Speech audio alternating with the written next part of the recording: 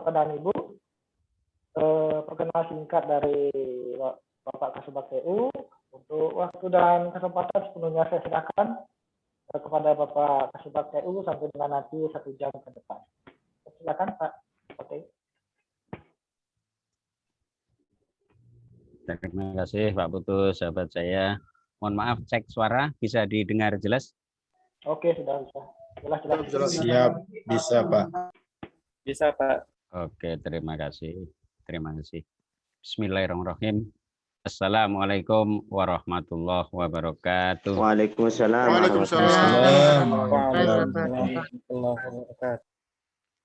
Om Swastiastu. Salam. Salam sejahtera bagi kita semua yang kami hormati. Widya Suara pengampu pada PJJ Manajemen Perpustakaan, khususnya di Angkatan 1 yang kami hormati, seluruh panitia. Kebetulan ini pas tim saya, Pak Putu sama Bli Komang Adi, yang kami banggakan dan saya hormati seluruh peserta, khususnya peserta PJJ Manajemen Perpustakaan yang Angkatan ke-1. Alhamdulillah, puji syukur kita panjatkan kehadirat Allah SWT atas segala limpahan rahmat, taufik, dan hidayahnya, sehingga pada kesempatan yang berbahagia ini kita bisa silaturahim, bisa berjumpa walaupun tidak tatap muka, paling tidak sekarang melalui Zoom meeting secara virtual kita bisa tatap layar. Ini alhamdulillah teman-teman semuanya, mudah-mudahan pertemuan ini membawa berkah dan kita semua selalu diberi kesehatan. Amin.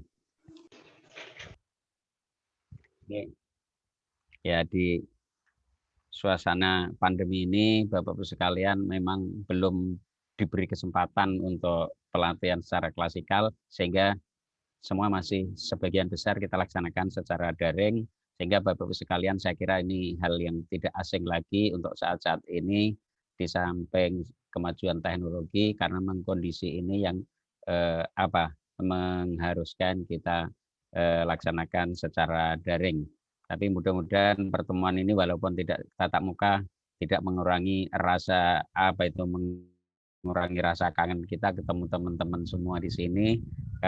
Kalau nggak salah untuk peserta PJJ Manajemen Perpus Angkatan 1 ini dari Bali ada 10 orang, dari Nusa Tenggara Barat ada 9, yang dari Nusa Tenggara Timur 10. Ini tadi saya konfirmasi ke teman Mas Adi sama Bli Bodo itu karena mohon maaf Bapak sekalian, mungkin ada yang sempat dalam hati bertanya, kenapa nih Pak Ngapirin ini statusnya jadi ketua panitia nggak pernah nongol. Jadi mohon dimaklumi karena ada 13 PJJ, berarti saya itu ada jadi ketua sekitar 6 atau 7 angkatan. Sampai lupa saya sendiri 6 atau 7 angkatan. Terus besok itu akan jalan lagi awal Agustus ada 15 angkatan. Berarti kalau 6 angkatan ini saya selesai, nyambung lagi sekitar 7 angkatan lagi jadi ketua panitia, sehingga peluang untuk ketemu Bapak Ibu sekalian itu sangat terbatas. Mungkin pas pembukaan sama penyampaian materi dan penutupan aja insya Allah akan kita atur juga, karena besok itu secara bersamaan kemungkinan saya tidak bisa hadir karena harus nutup di tempat lain juga. Di tempat lain saya masih ada 5 angkatan lagi. Sehingga tadi disampaikan Pak Putu, terima kasih, bahwa seyogianya secara jadwal mungkin untuk materi peningkatan dan penjaminan mutu pelatihan literasi itu seyogianya besok. Tadi sudah disampaikan sama Pak Putu. Jadi di tim kami memang Pak Putu sama Bli Komang Adi yang begitu aktif untuk memantau dan mendampingi para narasumber. Jadi kemungkinan besok Bapak sekalian ini akan kita gabungkan, perpus itu ada 2, kemungkinan Pak Kasih yang akan menutup dan saya masih ada bisa nutup lagi di salah satunya ada di tata naskah dinas juga ada, di tematik MI juga ada, dan masih ada yang jelas selain di sini saya masih ada 5 tempat lagi. Jadi kesempatannya alhamdulillah Bapak sekalian kita bisa jumpa. Kalau tadi Pak Putu untuk membacakan kurikulum vitae, saya kira Bapak Ibu teman-teman semua sudah pernah ketemu saya, tapi kalau memang ada yang belum pernah, jadi mohon maaf karena kalau yang sudah pernah prajabatan ke sini atau latsar ke kampus Balai Diklat, insya Allah mesti ketemu saya itu. Walaupun tidak di kelas kami, tapi insya Allah ketemu. Karena saya itu waktunya 80% di kantor, bahkan dari pagi-pagi sampai malam di kantor. Walaupun secara dinas itu jam 7.30 sampai jam 4, tapi prakteknya kalau ngurusi peserta bisa sampai malam, dari jam 7. Ini Bapak sekalian, mungkin kita akan memanfaatkan waktu, kesempatan dalam penyampaian ini untuk peningkatan penjaminan mutu pelatihan terasi. Jadi ini kebetulan kan pelatihan yang terasi. Bapak sekalian, Balai Diklat itu merupakan UPT. UPT itu unit pelaksana teknis di Kementerian Agama yang berkedudukan di daerah. Yang berkedudukan di daerah itu tugasnya melaksanakan pelatihan administrasi dan juga melaksanakan pelatihan tenaga teknis pendidikan dan keagamaan. Jadi untuk Bapak Ibu yang saat ini adalah posisinya ada di pelatihan administrasi. Sehingga di Balai Diklat itu juga ada seksi administrasi, ada seksi teknis. Nah, Bapak Ibu sekalian sekarang saat ini ada di pelatihan administrasi. Jadi secara umum Balai Diklat memang punya wewenang melaksanakan pelatihan administrasi untuk para pegawai-pegawai, termasuk di dalamnya adalah para pustakawan. Jadi untuk para guru, para pengawas, para penyuluh itu ranahnya ada di pelatihan teknis. Ya, di sana teknis ada dua juga. Teknis itu ada teknis pendidikan, berarti sasarannya para guru dan para pengawas kalau teknis pendidikan. Jadi kalau teknis keagamaan, ya berarti yang keagamaan itu seperti penyuluh. Nah, penyuluh itu kan ada penyuluh yang PNS, ada penyuluh non PNS. Itu untuk yang keagamaan. Seperti penghulu, itu termasuk juga yang keagamaan. Untuk Balai Diklat, khususnya di Balai Diklat Keagamaan Denpasar itu memiliki wilayah kerja, mempunyai wilayah kerja yaitu Bali, Nusa Tenggara Barat, dan Nusa Tenggara Timur. Nah ini Bapak Ibu sekalian, kalau kebetulan saya di samping diminta untuk menyampaikan materi, saya kebetulan juga sebagai ketua panitia di sini pengen dengarkan suara atau mungkin Bapak Ibu bisa angkat tangan. Ini bisa salam, bisa angkat tangan untuk teman-teman coba yang dari Nusa Tenggara Timur yang jauh dulu. Siap. Oh, Bu Arfah Fahri. Assalamualaikum. Siapa lagi? Waalaikumsalam. Pak Zainal. Waalaikumsalam. Ibu Eva, Pak. Assalamualaikum warahmatullahi wabarakatuh. Waalaikumsalam Bu Eva. NTT lagi, yang lainnya itu ada 10 orang. Oh, Pak Andi. Muhammad Pak Andi, Yani, ya? Flores Timur. Oh, Muhammad Yani, Flores Timur. Ada. Ya, Flores Timur. Adonara, mudah-mudahan kondisinya sudah semakin membaik di Adonara, Pak Yani. Ya, alhamdulillah sudah normal, Pak. Ya, alhamdulillah. Kita sebenarnya juga pengen ke sana, tapi apa boleh buat. Sekarang secara transportasi kita sangat sulit, apalagi di Adonara itu gimana kondisinya, masih kemarin sedang ada musibah itu, dan yang jelas mudah-mudahan segera makin membaik, terutama untuk teman-teman kita yang ada di sana. Alhamdulillah baik, Ya, Pak. selain Pak Matiani lagi siapa? Alhamdulillah.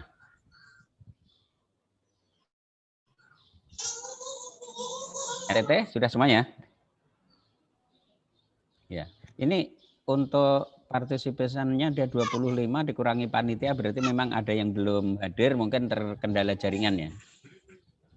Ya, biasanya kalau telat terkendala jaringan. Ya, kita tunggu sambil jalan. Kalau teman-teman Nusa Tenggara Timur sudah menyapa, terima kasih. Untuk selanjutnya saya sapa yang dari Nusa Tenggara Barat. Assalamualaikum Pak. Assalamualaikum warahmatullahi wabarakatuh. Waalaikumsalam warahmatullahi wabarakatuh. Suara Pak siapa ini? Lombok Barat ini lagi jaringan kurang mendukung Pak. Lombok Barat. Iya. Iya, di Suaranya Gunung agak Sari. nyendat-nyendat. Iya. Gunung Sari. Wah, itu Di Gunung Sari. MA Tasib. MA Tasib. Tasib, Pak. Nggih. Wah, suara Pak Atasip, suara Pak siapa nih? Ini Humaidi. Oh, Pak Umidi ala sahabat saya itu, cuman nggak kelihatan ini fotonya, gambarnya nggak Iya, kelihatan. makanya jaringan ini Pak lagi kurang mendukung. Iya. Lombok Utara, Pak. Alhamdulillah sudah bisa dengar suaranya Pak Umidi ini teman saya. Lombok Utara, ini mana nih Lombok Utara gambarnya ini nggak kelihatan. Yang Mahrudin, Pak. Pak Mardudin. Nggih. Lombok Utara mana Tanjung? Di Tanjung. Kayangan. Ya? Kayangan. Oh, Kayangan. Nggih. Iya, Kayangan. Ya, sinyalnya ini yang gunung yang di Kayangan agak kurang bagus jaringannya nih. Ya, biasa di suaranya agak pelosok, Pak.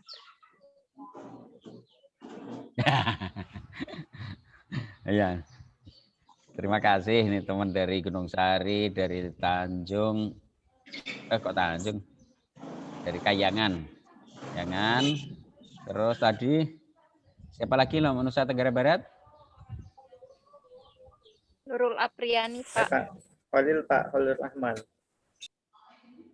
Pak, mana ini? Gambarnya kok enggak nampak ya? Syukri dari Lombok Timur ini NTB. Oh, Pak Syukri, Lombok Timur Ya. ya. Assalamualaikum warahmatullahi wabarakatuh. Waalaikumsalam warahmatullahi Pak Tuan. Ya, siap. Ya. Ya, mudah-mudahan sehat selalu, Pak. Amin. Jadi rata-rata sinyalnya agak ini ya, agak lambat dari Lombok dari tadi sama itu agak nyendat. Iya Pak, rata-rata nih di Lombok. Sinyalnya Yang kurang. Nusa Tenggara Barat lainnya? Tugas Ya. di Bima, Pak. Yang lainnya Bima? Mana Bima nih? Khalil, tugas di Bima. Pak Holil. Iya. Oh iya, gimana Pak Holil? Waalaikumsalam warahmatullahi. Ya, Pak Holil, Bima.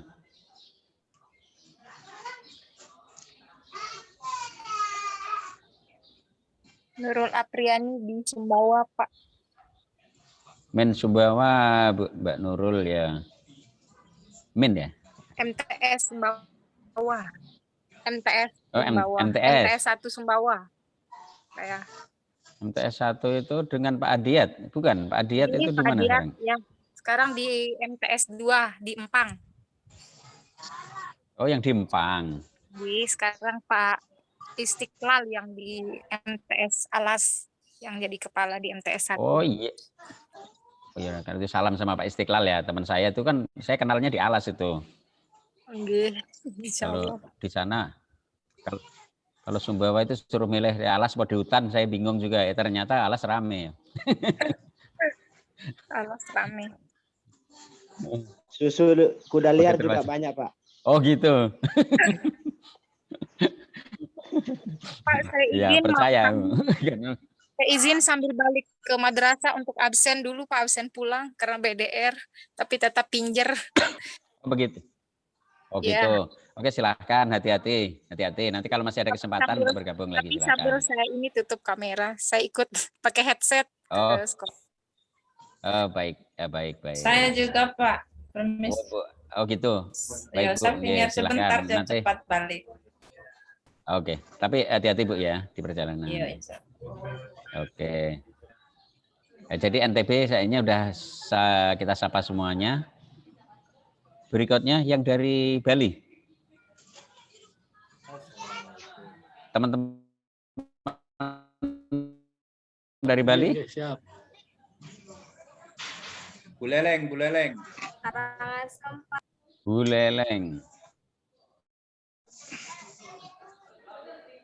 Saya Pak Fitri Siapa? Buleleng Arifai. itu Pak Buleleng, Pak Jasmine. Oh, Bu Fitri, Rifai. Bu Fitri itu Rifa. di Di mana itu, Bu? Di Min Kepaun, Pak. Min Denpasar, Pak. Oh, Medan Pasar. Oke. Oh, iya. Kepala sekolah Pak Pak Jamaluddin. Jamal, ya. Nah, salam Oke. Pak Jamal ya. Oke. Oke, terima kasih Bu Fitria. Karangasem. Karangasem, ini apa punya saya yang suaranya kurang bagus ya? Banyak yang suaranya kurang jelas ya. Ya, Karangasem Bu Rima. Bu Rima ya. Itu sekarang di mana? Dulu di negara, sekarang Karangasem, Pak, di MTS. Oh, di MTS Karangasem. Waktu itu kan ini angkatannya kan di negara itu ya. Ya, di Man 1. Iya, masih ingat ya. Bu Rima, berikutnya siapa lagi? Bali. Itu Pak Triadi Nuryanto. Jembrana, MTS 4. Jembrana, MTS 4 ya. Betul. MTS 4 itu berarti yang di kota ya? Ya, betul. Yang di kota. Pak, siapa itu? Pak Jasmine ME Nurunjana.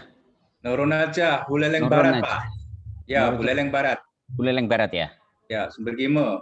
Sumber Kime ya. Gimana? Aman-aman Pak di sana Pak ya? Alhamdulillah, aman Pak. Alhamdulillah. Ini ada teman-teman Bali yang dari Denpasar, Jembrana, Buleleng, Karangasem. Yang dari Bangli nggak ada ya? Madi Putra. Oh Pak, ya. Kayaknya tadi saya ngelihat ada Pak Made Putra itu dari Bangli itu ya. Aslinya Klungkung, Bapak, tugasnya di Bangli gitu. Oh, karena Klungkung sama Bangli susah dibedakan karena berdekatan, bertanggaan. Iya, tetangga kabupaten ini. Oh, tangga dekat tuh. Tak Made ya, Bangli. Saya kira teman-teman dari Bali kayaknya sudah semua kita sapa. Ya, terima kasih. Untuk selanjutnya Bapak-Ibu sekalian kita lanjutkan. Alhamdulillah sudah bisa kita saling nyapa untuk teman Bali, NTB dan Nusa Tenggara Timur. Untuk Provinsi Bali Bapak-Ibu sekalian, yang sasaran yang harus kita latih itu Bali itu ada 9 kabupaten kota, berarti ditambah lagi Kanwil, tambah lagi 2 perguruan tinggi di Universitas Negeri Denpasar, terus ditambah lagi Setahen, Empu, Kuturan, Singaraja. Nah, jadi sudah ada 9, 10, 11, 12 instansi. Itu jumlah pegawainya saya tidak hafal, yang jelas itulah instansi dari Bali yang memang menjadi pegawainya untuk sasaran untuk mengikuti pelatihan yang perlu dilatih. Kalau di Provinsi Nusa Tenggara Barat lebih banyak lagi. Di Nusa Tenggara Barat, di Lombok itu kalau nggak salah ada 5 kabupaten kota, di Pulau Sumbawa ada 5 kabupaten kota. Jadi ada 10. Tambah lagi 1 kantor wilayah, ditambah lagi perguruan tinggi, ada UIN Mataram, ditambah Stah Gede Puja Mataram. Ya, Stah itu Bapak sekalian mungkin ada yang dulu taunya Stah, sekarang sudah ganti institut ya. Institut Agama Hindu Negeri di Mataram. Jadi itu untuk wilayah kerja kita, untuk instansinya berarti ada 10 ditambah 3 untuk di Nusa Tenggara Barat. Sedangkan di Provinsi Nusa Tenggara Timur, dan Nusa Tenggara Timur itu ingat saya ada 22 kabupaten kota, itu 22 kabupaten kota, ditambah lagi 1 kantor wilayah, ditambah lagi 1 perguruan tinggi, itu Staken, Sekolah Tinggi Agama Kristen, yaitu bersamaan juga dengan yang di Gede Puja, itu sekarang sudah menjadi sekolah, Institut Agama Kristen Negeri Kupang. Kayaknya ini ada utusan yang dari Kupang ya, ada ya?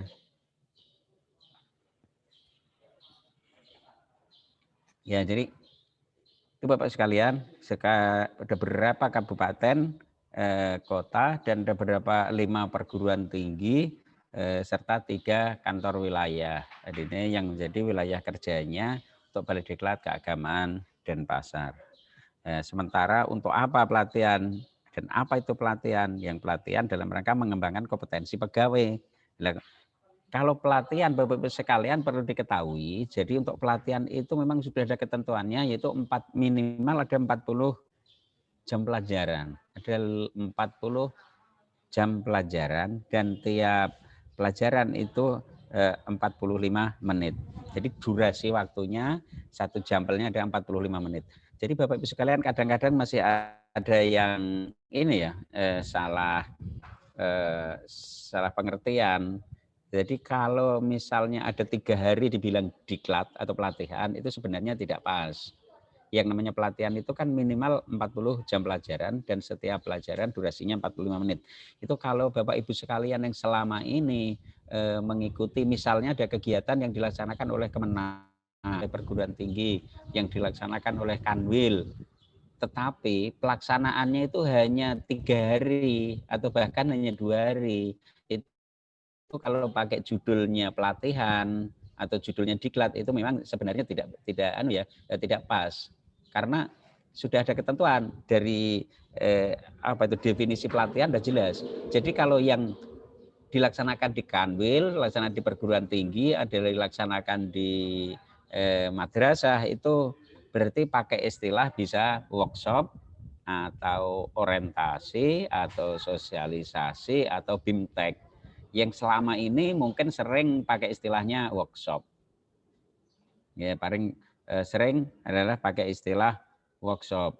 Jadi mungkin ada teman-teman yang masih belum bisa membedakan. Tapi saya kira kalau untuk teman-teman yang di sini, untuk para pengelola perpustakaan, saya kira sudah bisa membedakan nih sekarang. Jadi kalau misalnya Bapak Ibu sekalian itu diundang oleh Kanwil, diundang oleh Kemenak atau perguruan tinggi, terus nanti ada kegiatan, ya biasanya pakai istilah workshop. Jadi tidak akan mendapatkan sertifikat pelatihan.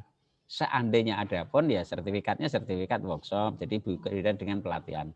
Nah kalau yang saat ini kan Bapak Ibu itu sering pada, terutama yang sudah terutama yang sudah ngampu jabatan fungsional pustakawan, itu kan pelatihan itu sangat diperlukan, sertifikat juga diperlukan.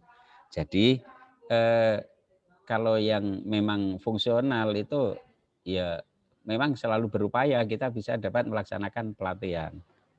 Nah, untuk pelatihan itu memang harus lembaga penyelenggaranya terus lembaga pelatihan yang sah yang bisa mengeluarkan sertifikat. Yang bisa mengeluarkan sertifikat lembaga pelatihan yang sah yaitu kalau di daerah yaitu Balai Diklat Keagamaan. Kan banyak balai diklat tapi bukan keagamaan. Kalau yang kita ranahnya memang di Balai Diklat Keagamaan. Tapi balai diklat lain banyak. Khusus Bapak Ibu sekalian karena di lingkup Kementerian Agama ya berarti ranahnya ke Balai Diklat Keagamaan. Karena di Bali dan di NTB dan NTT berarti ranahnya masuk wilayahnya Balai Diklat Keagamaan Denpasar. Jadi Bapak Ibu sekalian mungkin sudah hafal ada berapa sih Balai Diklat Keagamaan seluruh Indonesia. Jadi untuk Balai Diklat Keagamaan seluruh Indonesia, ini Bapak Ibu sekalian saya kira ada yang sudah hafal dan mungkin ada yang belum hafal, itu ada 14 jumlahnya, ada 14. Jadi se-Indonesia tidak setiap provinsi, termasuk yang Denpasar kan sudah jelas 3 provinsi. Dan di tempat lain, mungkin pertama yang dari barat dulu itu Balai Diklat Keagamaan Aceh, 1. Yang 2-nya dari Aceh ke timur itu di Medan, Balai Diklat Keagamaan Padang, Sumatera Barat. Terus ada Palembang. Nah, itu di wilayah Sumatera itu ada 4 wilayah Sumatera, karena begitu luas di sana ada 4. Terus lagi ke Jawa, itu ada Balai Diklat Keagamaan Jakarta. Nah ini Bapak Ibu sekalian, kalau Jakarta ada lagi Balai Diklat Keagamaan Bandung. Nah kira-kira pembagian wilayahnya seperti apa itu kira-kira? Ya kalau Bandung itu Bapak Ibu sekalian hanya untuk Jawa Barat saja, karena satu provinsi sudah lumayan padat di sana untuk pegawainya. Jadi untuk pegawainya walaupun hanya satu provinsi tapi sudah luar biasa padatnya. Nah sedangkan yang Jakarta kemana? Yang Jakarta itu ada di Banten, ada Jakarta, dan tambah lagi mungkin Bapak Ibu sekalian sekedar ini untuk pengetahuan aja, dari Balai Diklat Keagamaan Jakarta itu salah satu wilayahnya provinsi ini Kalimantan Barat. Ya, kenapa Kalimantan Barat ke Jakarta, tidak ke Kalimantan yang ada di Kalimantan? Karena yang ada di Kalimantan hanya Kalimantan Selatan, yaitu di Banjarmasin.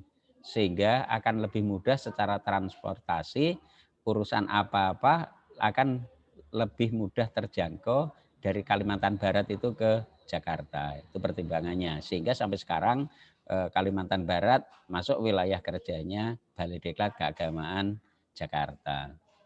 Nah, dari Aceh, Medan, Padang, Palembang, Jakarta, Bandung, terus Balai Diklat Keagamaan Semarang, lagi yang di Jawa, Semarang. Ya, Semarang itu hanya khusus Jawa Tengah, tapi di dalamnya itu ditambah daerah istimewa Yogyakarta.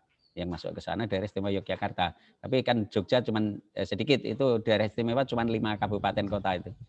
Hanya 5 saja. Nah, yang besar adalah yang Jawa Tengahnya. Jawa Tengah itu sekitar 35 kabupaten kota provinsi kabupaten kota, ditambah lagi Jogja yang ada 5 kabupaten kota. Dan setelah dari Jawa Semarang terus ke timur di Balai Diklat Keagamaan Surabaya. Surabaya itu juga hanya 1 provinsi, tapi walaupun hanya 1 provinsi itu pegawainya yang harus dilatih itu lebih banyak dengan wilayah kerjanya Balai Diklat Denpasar yang 3 provinsi. Karena di dalamnya Kementerian Agama itu kan ada ya sama Bapak Ibu sekalian yang ada di madrasah ini, misalnya di madrasah di Jawa Timur kan sudah Bapak Ibu sudah sangat paham begitu banyaknya madrasah, sehingga dari guru dan karyawannya itu yang walaupun hanya 1 provinsi, di Balai Diklat Surabaya itu pegawai yang harus dilatih itu lebih banyak dibandingkan dengan 3 provinsi di Bali, NTB, dan NTT. Terus setelah dari Surabaya, Balai Diklat Keagamaan Denpasar. Nah, ini udah jelas. Terus ke timur lagi ada itu Makassar, BDK Makassar, BDK Manado, Ambon. Dan yang terakhir Bapak sekalian itu Balai Diklat Keagamaan Papua. Jadi Papua itu Balai Diklat Keagamaan termuda, yaitu yang ke-14. Ya, Papua itu pecahan dari Ambon. Dulu Ambon itu wilayahnya sampai ke ini, ke wilayahnya sampai ke Papua. Ya, untuk saat ini sudah sekitar 3 tahun ini Papua sudah berdiri sendiri.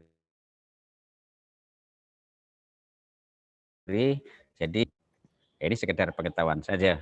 Jadi Bapak-Ibu sekalian, untuk selanjutnya pelaksanaan pelatihan itu seperti apa? Tadi sudah kami jelaskan juga bahwa kalau pelatihan itu harus diselenggarakan oleh lembaga pelatihan yang sah. Lembaga pelatihan yang sah, yaitu kalau di daerah itu dilaksanakan oleh Balai Diklat, nah kalau yang di pusat diselenggarakan namanya Pusdiklat. Jadi istilah Pusdiklat saya kira Bapak sekalian sudah sangat terbiasa, sudah familiar. Dulu kami bahwa di Pusdiklat, Pusat Pendidikan dan Pelatihan Keagamaan, itu ada 2. Yang satunya Pusdiklat Administrasi dan Pusdiklat Tenaga Teknis Pendidikan dan Keagamaan. Jadi Pusdiklatnya ada 2, Pusdiklat Administrasi, Pusdiklat dan Pusdiklat Teknis Pendidikan Keagamaan. Tusinya sasarannya siapa saja? Lah yang administrasi, Pusdiklat administrasi berarti yang terkait dengan pelatihan administrasi, termasuk Bapak Ibu sekalian ini yang di manajemen perpustakaan, berarti kurikulum dan silabusnya mengacu kepada Pusdiklat Tenaga Administrasi. Beda dengan para guru-guru. Para guru-guru jadi kurikulum dan silabus kursilnya itu mengacu kepada Pusdiklat Tenaga Teknis Pendidikan dan Keagamaan. Jadi ada 2 Pusdiklat yang mempunyai tugas dan fungsi yang ranahnya berbeda. Jadi masing-masing sudah punya jalur. Ya. Kalau ada lembaga pelatihan di pusat ada 2, di daerah ada 1, yaitu Balidiklat, itu untuk membedakan pelatihan apa saja yang membedakan. Mana yang ranahnya dilaksanakan oleh Balidiklat dan mana yang dilaksanakan oleh Pusdiklat. Mana yang Pusdiklat teknis. Kalian saya kira mungkin sudah ada juga yang pernah mengikuti kegiatan di Pusdiklat, yaitu kalau di Pusdiklat kan yang pelatihan-pelatihan yang pembentukan jabatan, ada yang pelatihan fungsional tingkat madya dan utama, terus teknis substantif lanjutan atau tingkat tinggi, itu tingkatannya. Kalau yang di Balidiklat berarti kan pelatihannya yang fungsional tingkat pertama dan muda. Kalau teknis substantif yang pertama atau dasar. Itu bedanya mana yang masuk ranahnya Balidiklat keagamaan atau yang Pusdiklat. Jadi itu bedanya. Kalau lebih detail lagi, mungkin Bapak Ibu sekalian sudah sering dan bahkan pernah mengikuti itu pelatihan dasar atau latsar. Nah, ini sekedar diketahui Bapak Ibu sekalian, untuk latsar itu istilahnya yang lama kan prajabatan. Yang lama prajabatan, sekarang istilahnya pelatihan dasar. Ini dari tahun 2018 kami menyelenggarakan latsar, ini perubahan istilah dari prajabatan. Jadi kalau pelatihan dasar itu siapa yang wajib melaksanakan? Yang wajib melaksanakan adalah Balidiklat. Pusdiklat nggak boleh melaksanakan latsar. Kalau ada pegawai CPNS-nya orang Pusdiklat, nanti prajabatannya kemana? Latsarnya kemana orang Pusdiklat CPNS-nya? Ya berarti ke Balidiklat Keagamaan Jakarta. Jadi ke Balidiklat. Jadi nggak bisa di latsar sendiri jadi orang Pusdiklat. Karena memang ranahnya untuk tingkat pelatihan dasar memang harus penyelenggaranya harus Balidiklat. Jadi untuk pelatihan dasar CPNS itu jelas ya, untuk seluruh Indonesia itu besok insya Allah akan berjalan mulai pembukaan secara bersama-sama melaksanakan pelatihan dasar. Ini nggak tahu di peserta ini ada nggak yang salah satunya CPNS atau mungkin ada temannya yang statusnya CPNS.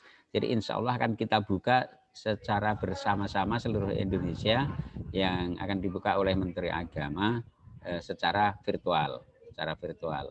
Itu tanggal 2 Agustus.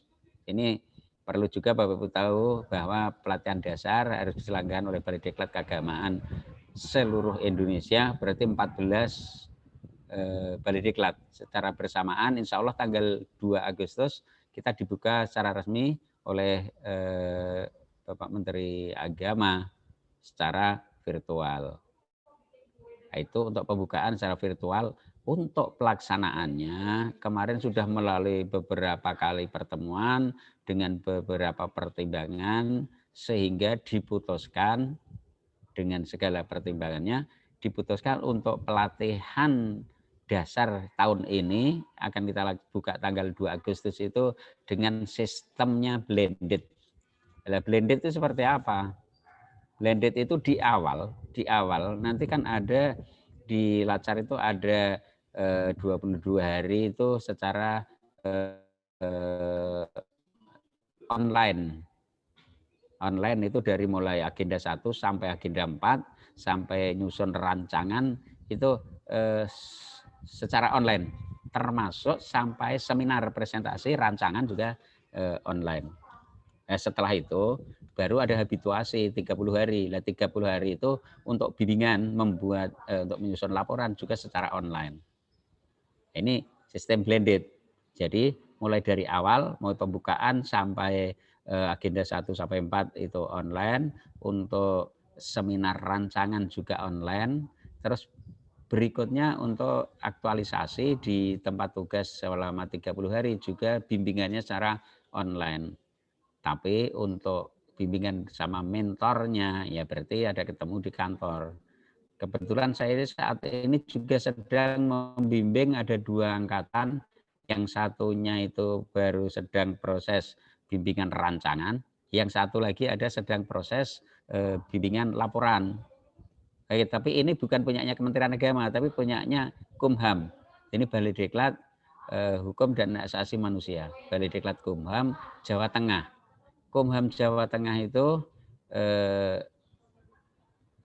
sudah beberapa kali memohon untuk kerjasama dengan Balai Diklat Keagamaan Denpasar. Karena di tempat lain sudah tidak sanggup dengan padatnya kegiatan, tapi Balai Diklat Keagamaan Denpasar ya dengan apa ya niat untuk membantu juga, walaupun sebenarnya berat dalam hal padatnya kegiatan, itu akhirnya kita kesepakati untuk kerjasama antara Balai Diklat Kumham Jawa Tengah dengan Balai Diklat Keagamaan Denpasar. Jadi tidak banyak, hanya 44 angkatan, tobat nih, 44 angkatan nih. Sementara kita sendiri yang Balai Diklat Keagamaan Denpasar hanya 6, tapi baru mau akan jalan. Ya, yang penting kita diberi sehat, mudah-mudahan kita selalu diberi kesehatan sehingga bisa berjalan dengan baik walaupun padat, tapi kalau kondisinya sehat, insya Allah semua bisa diselesaikan. Terus ada lagi pelatihan desa, pelatihan kepemimpinan tingkat 4.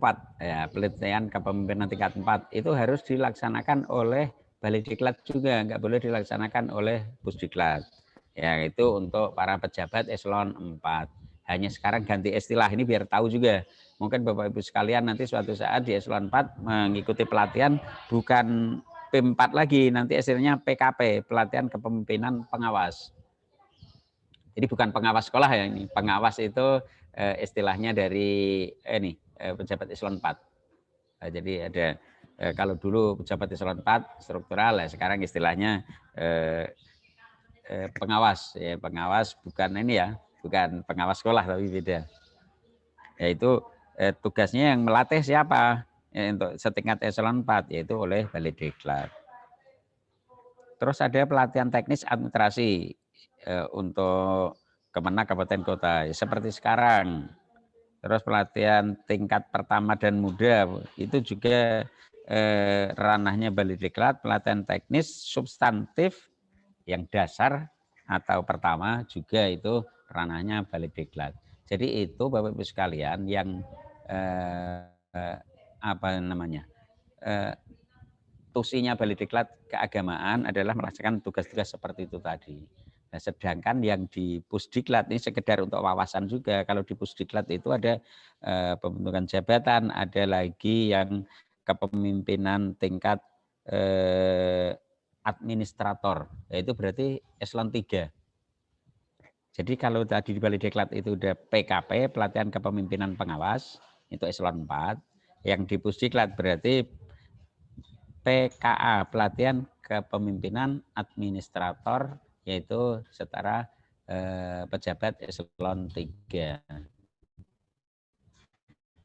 Pejabat eselon 3 siapa Bapak sekalian? Kalau di Kemenak berarti Bapak Ibu Kepala Kemenak, yaitu eselon 3.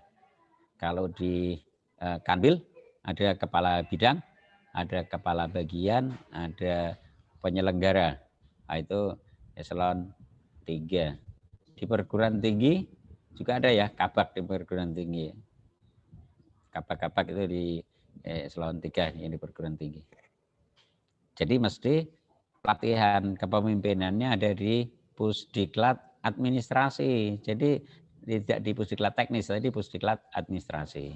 Jadi yang berhak melaksanakan pelatihan kepemimpinan untuk setingkat eselon 3 itu adalah Pusdiklat tenaga administrasi. Terus yang bisa dilaksanakan oleh Pusdiklat apalagi? Yaitu TOC, Training Officer Course. Jadi TOC itu adalah pelatihannya para ini ya, penyelenggara pelatihan. Jadi kalau mau jadi panitia pelatihan, itu panitia itu kayak di Putu, Pak Putu itu sama Komang Adi yang sekarang jadi panitia, itu mesti sudah punya sertifikat TOC, kecuali yang memang masih CPNS. Karena yang CPNS nggak mungkin ikut TOC, karena apa? Kalau CPNS wajib hukumnya yang diikuti adalah lacar dulu. Setelah lacar nanti diajukan ke PNS. Setelah PNS punya kewajiban atau syarat untuk menjadi panitia memiliki sertifikat TOC. Itu tuh sekedar pengetahuan aja. Terus kalau untuk yang panitia statusnya sebagai ketua panitia, itu harus punya sertifikat lagi namanya MOT, Management of Training, manajemennya. Jadi yang memanage pelatihan yaitu ketua panitia. Nah, ketua panitia mohon maaf kalau kayak saya jelas sudah memiliki sertifikat MOT karena kita sudah biasa jadi ketua dan ya kita memang sudah apa itu sudah lama kita punya sertifikat untuk MOT, Management of Training. Jadi untuk memanage pelatihan itu. Jadi penyelenggara MOT-nya pasti Pusdiklat. Nah, kalau MOT bisa karena pelatihan itu ada teknis administrasi, berarti yang menyelenggarakan MOT itu bisa Pusdiklat administrasi, bisa juga yang Pusdiklat teknis. Nah, ini kan untuk panitia, untuk ketua panitia, ada lagi pelatihan yang untuk para pelatih. Pelatihannya para pelatih. Ya berarti siapa pelatihnya atau instrukturnya? Itu para widyaswara. Nah, widyaswara itu harus memiliki sertifikat TOT, Training of Trainer. Memiliki sertifikat TOT atau Training of Trainer. Itu karena begitu mau masuk ke Widyaiswara, mesti semua pernah di TOT dulu. Setelah lulus TOT, baru dinyatakan layak. Itu bisa jadi Widyaiswara dan akan keluarkan SK Widyaiswara. Nanti keluar SK surat keputusan untuk Widyaiswara. Ini kalau Bapak Ibu sekalian ini biasa berkecimpung di perpustakaan, kalau berminat menjadi Widyaiswara, ya nanti Widyaiswaranya Widyaiswara administrasi karena Bapak Ibu punya bidang di bagian perpustakaan ya berarti memang di administrasi. Jadi karena di sana ada Widyaiswara itu yang spesialisasinya di administrasi, ada yang di pendidikan atau di teknis. Nah, kalau kayak Bapak Ibu sekalian misalnya minatmu ke Widyaiswara, boleh mengusulkan, tapi untuk ke Widyaiswara itu kan ada ketentuan umur, ada ketentuan pendidikan. Jadi kalau memang itu mengusulkan dan memang itu diperlukan di Balai Diklat ada kosong, ada apa namanya memang diperlukan, ya nanti akan dimasukkan didaftarkan sebagai peserta TOT, yaitu TOT Widyaiswara, Training of Trainer. Jadi kalau sudah diikutkan TOT, Bapak Ibu sekalian itu akan mendapatkan pelatihan sebagaimana layaknya nanti akan berpuskan sebagai seorang Widyaiswara. Sehingga kalau sudah dinyatakan lulus, berarti keluar SK Widyaiswaranya otomatis. Misalnya dari pustakawan, ya jadi Widyaiswara. Nah nanti kalau di sana ya mestinya kan ahlinya di perpustakaan ya berarti di Widyaiswara administrasi. Nah, tapi syaratnya harus mengikuti TOT. Nah, jadi tanpa melalui TOT tidak mungkin akan bisa jadi Widyaiswara. Misalnya mau pindah ke Denpasar langsung ke Widyaiswara. Diklat itu ya di pelaksana dulu. Setelah itu ngikuti TOT baru bisa ke Widyaiswara. Jadi itu yang dilaksanakan oleh Pusdiklat. Jadi yang pelatihan kepemimpinan itu untuk administrator, itu untuk para kepala bidang, kepala balai, kepala kemenak, kabak TU, kabak di perguruan tinggi, itu yang dilaksanakan di Pusdiklat administrasi. Terus sasaran pelatihan, Bapak sekalian untuk pelatihan itu sasarannya siapa saja? Pelatihannya ya PNS Kemenak. PNS Kemenak itu berarti yang sudah bernip, baik itu guru, baik itu penyuluh, pengawas, atau pegawai administrasi yang sudah bernip berarti PNS Kemenak. Itu yang sasarannya, sasaran pelatihan PNS. Terus ada lagi siapa? Non PNS Kemenak. Non PNS Kemenak itu siapa? Non PNS Kemenak banyak. Misalnya yang paling banyak adalah penyuluh non PNS, yaitu paling banyak penyuluh non PNS. Ada lagi pegawai-pegawai ada di kantor, yang di Kemenak, ada guru yang di madrasah. Nah, itu yang masih melaksanakan tugas dan fungsinya di Kementerian Agama yang belum punya NIP, yaitu tetap punya hak untuk mengikuti pelatihan. Punya hak baik administrasi, baik fungsional, itu punya hak untuk mendapatkan pelatihan. Termasuk Bapak Ibu semua ini punya hak. Terus ada lagi sasarannya apa? PNS non Kemenak, tapi melaksanakan tusi Kementerian Agama. Siapa itu? PNS non Kemenak tapi melaksanakan tusinya Kementerian Agama. Ya berarti itu adalah Bapak Ibu guru yang diangkat oleh Dignas. Ya itu bukan Kemenak itu kan, PNS non Kemenak, tapi melaksanakan tusi tusinya Kementerian Agama, yaitu ngajar pendidikan agama. Jadi guru yang diangkat oleh Dignas sebagai guru agama. Nah, itu meskipun PNS non Kemenak, tapi melaksanakan tusi Kemenak, yaitu bisa salah satu sasaran untuk pelatihan. Jadi dia berhak untuk mendapatkan pelatihan di Balai Diklat Keagamaan. Nah, selain 3 itu ada lagi masyarakat yang melaksanakan tusi Kemenak. Siapa masyarakat yang melaksanakan tusi Kemenak? Masyarakat melaksanakan tusi Kemenak. Siapa itu yang berhak untuk mendapatkan pelatihan? Ada. Misalnya tokoh agama. Tokoh-tokoh agama, baik tokoh agama yang Hindu, tokoh agama yang Kristen, Katolik, Buddha, yang Islam, ya, para ustadz, para ustazah itu bisa mendapatkan hak untuk mendapatkan pelatihan di Balai Diklat Keagamaan. Kalau kalau masyarakat kira-kira apa? Ya kalau masyarakat ya ada kurikulum silabusnya, yaitu misalnya kerukunan umat beragama, terus moderasi beragama. Nah itu sangat layak, memang pesertanya tidak harus PNS, tidak harus pegawai Kemenak, tapi masyarakat, tokoh agama bisa mengikutinya. Nah, itu kalau Balai Diklat menyelenggarakan kegiatan harus ada kursilnya, harus ada kurikulum silabus. Kurikulum silabusnya ya tergantung, kalau yang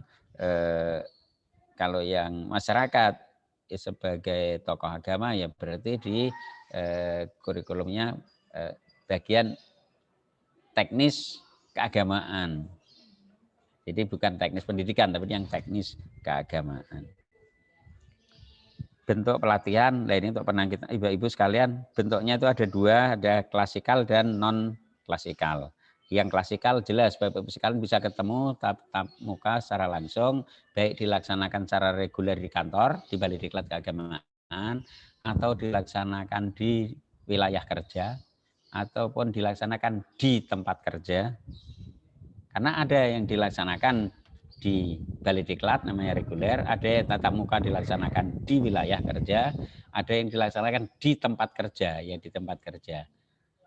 Seperti apa? Nanti saya jelaskan untuk itu Bapak sekalian. Itu nanti ada lagi yang klasikal saat ini yang sudah biasa kita laksanakan di kantor, sudah biasa. Atau dilaksanakan di wilayah.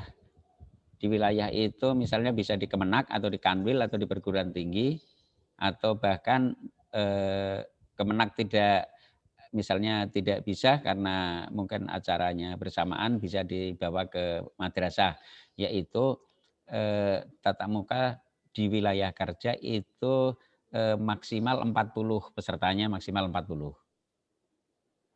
Jadi biasanya kita laksanakan ke sana adalah ambil yang batas maksimal. Karena kita pergi ke daerah, Bapak Ibu sekalian, kalau yang di DDWK itu memang kesempatan para peserta di wilayah itu untuk mendapatkan peluang untuk mengikuti pelatihan. Karena kalau mengandalkan di Balai Diklat saja, wah itu kan kayak sekarang misalnya dilaksanakan di kantor nih ya, misalnya dilaksanakan di Balai Diklat. Mungkin di Balinya itu dapat setiap instansi satu berarti dapat 12 di Bali minimal. Nah di NTB mestinya karena tambah ini ya, tambah ada 10, 12 juga 13, ada 13 minimal 13. Tetapi yang di NTT tidak bisa dengan jumlah yang sama. Karena apa? Kalau jumlahnya sama, nanti anggaran di NTT itu yang jadi masalah kan transportnya yang mahal. Sehingga anggaran itu yang jadi kendala. Jadi anggarannya nanti akan kebanyakan untuk anggaran transport. Sehingga di NTT mesti kuotanya paling sedikit kalau pergi ke Balikdiklat. Karena di sana transportnya yang jadi masalah. Sehingga di Bali itu akhirnya ditambah yang NTB ditambah sedikit, yang di NTT malah justru dikurangi dari kotanya. Jadi tidak dibagi 30 bagi 3 persis, tidak. Jadi paling banyak NTT hanya dapat 8 atau 7. Itu efek dari wilayah kerja kita yang jauh-jauh, sehingga kalau dilaksanakan secara reguler di balai, itu memang pembagiannya kuotanya tidak bisa sama persis. Karena alasan yang jelas. Jadi karena transportnya yang begitu tinggi kalau di NTT, sehingga disiasati dengan cara pelatihan di wilayah kerja. Itu solusinya. Nah, yang saat ini Bapak sekalian, kemarin mungkin teman-teman sudah dapat surat atau sudah dengar atau sudah tahu suratnya bahwa Balikdiklat akan membuat program lagi pelatihan di tempat kerja. Nah, pelatihan di tempat kerja itu berarti kalau dari madrasah, ya berarti di tempatnya di madrasah itu, tidak di Kemenak. Ya, misalnya di MTS Alas, di Sumbawa ini ya. Ya berarti tidak dilaksanakan di kantor, tapi dilaksanakan di MTS itu. Dan maksimal itu 20 orangnya. Pesertanya hanya maksimal 20. Sama misalnya ada di MTS ED, ya berarti tempatnya di MTS, bukan di Kemenak, tapi di MTS-nya maksimal 20. Lah kemarin sudah saya disposisi ke seksi, yang masuk itu luar biasa banyak. Kayaknya teman-teman memang begitu antusias untuk mendapatkan pelatihan di tempat kerja. Kebetulan kemarin Pak Kepala Balai nggak ada karena ada WFH hampir 3 minggu. Semua surat masuk ke saya cek, wah itu ada banyak sekali. Mungkin hampir ada sekitar 75 itu. Ada 75, kayaknya masih ada yang masuk lagi. Jadi untuk kesediaan sekolah-sekolah baik yang negeri maupun yang swasta untuk melaksanakan atau dilaksanakan pelatihan di tempat kerja. Ya, untuk itu, untuk terrealisasinya kapan, kembali ke situasi dan kondisi. Kalau kondisinya masih seperti ini, ya kita masih belum berani untuk pergi ke daerah-daerah. Ya, kecuali nanti memang ada daerah tertentu yang memang siap untuk dirasa aman dilaksanakan, ya kita kembali ke situasi dan kondisi. Jadi untuk cara peningkatannya untuk sumber daya manusia, Bapak Ibu sekalian, di samping klasikal ada juga pelatihan yang saat ini kita laksanakan. Apa itu pelatihan jarak jauh? Ya, pelatihan jarak jauh ini yang paling ngetren saat ini. Jadi Bapak Ibu sekalian, pelatihan jarak jauh itu seperti apa? Ya, nggak perlu dijelasi karena Bapak Ibu sekalian sudah mengalami sendiri. Ya, nggak perlu dijelasi. Seperti apa ya? Seperti saat ini.